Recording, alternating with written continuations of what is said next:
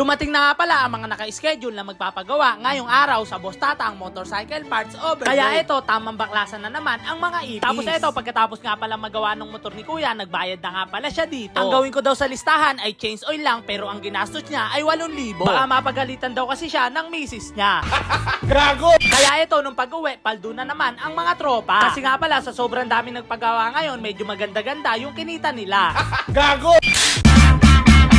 Atay na nga no mga ka-Boss Tatang, today is another good day. Ngayong araw, pupunta nga pala tayo sa Boss Tatang Motorcycle Parts and Accessories. Medyo late na nga pala tayo magpupunta ngayon kasi nga pala yung kapatid nga pala natin ang nagbukas ngayon sa ating motor shop. Kasi nga pala may inasikaso nga pala tayo kaagad ngayong umaga. Tapos ayun, dumating na nga pala yung mga naka-schedule natin ngayon na magpapagawa. Ang gagawin nga pala sa mga motor na to ay isu-super stock tapos magsi-63 bore up sila ng makina. Bali, ito nga pala yung mga pyesa na gagamitin natin sa motor nila. Tapos ipapatapos na nga rin pala natin itong mga black na to, tapos ipapa-reprofile na rin natin itong mga piston. Bali, nagawa na nga pala to ni Boss Justin itong pinaka-head niya, tapos na isalpak na rin yung cam na gagamitin natin sa kanya. Kaya ayun, sa sobrang init, pinabili nga pala muna natin si Boss Jok ng milk tea dito. Sobrang init nga pala talaga ng panahon ngayon, kaya kailangan nila uminom ng malamig na ice coffee. Tapos pagkatapos nga pala uminom nun, ito nga pala si Boss Justin, may tinesting siyang motor dito na magpapagawa. Tinesting niya muna kung ano yung performance na para may problema nga daw kasi motor, kaya ito, tinetesting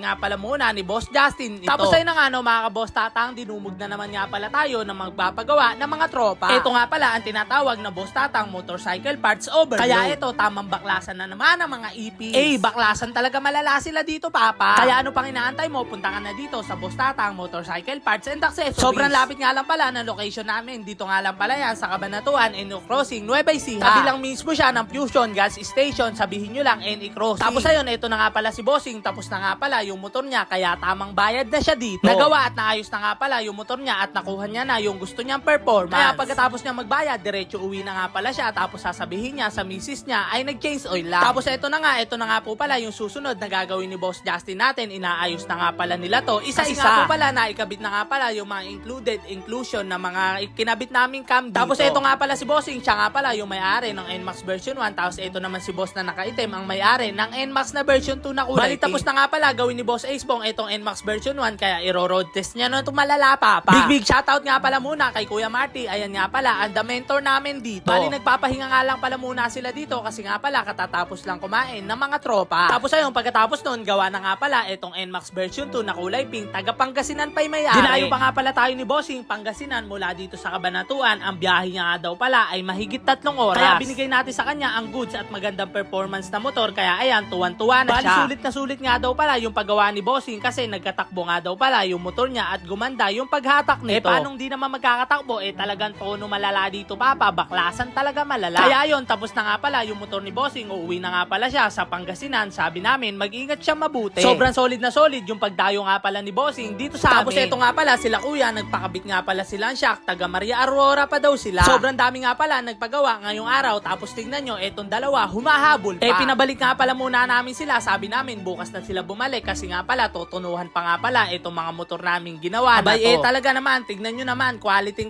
yung mga gagawa dito, Papa. Kaya ito na, papunta na nga pala kami sa bypass upang mag-testing ng mga motorsiklo. Bago kasi namin isole sa customer yung mga gawa namin motor, kailangan goods na goods muna yung performance at maganda yung takbo. Kaya ito, tamang testing at patakbo lang muna tayo. Testingin nga pala muna ni Boss Ace tsaka ni Boss Jok itong dalawang motorsiklo na to. Tignan nyo naman, panoorin nyo yung dalawa na yan, nagugulangan pa. Talaga naman, kahit tanghalin tapat ay bakbakan sila, Papa. At pagkatapos nun, natapos na naman nga pala ang maghapon, kaya eto, swelduhan na sila, Papa. Maraming salamat nga po pala sa nagtitiwala at naniniwala sa kakayahan namin. Ayun lamang guys, maraming salamat sa nanonood ng aking video. Chicken Bear out, Power Peace. Alam mo na, walang iba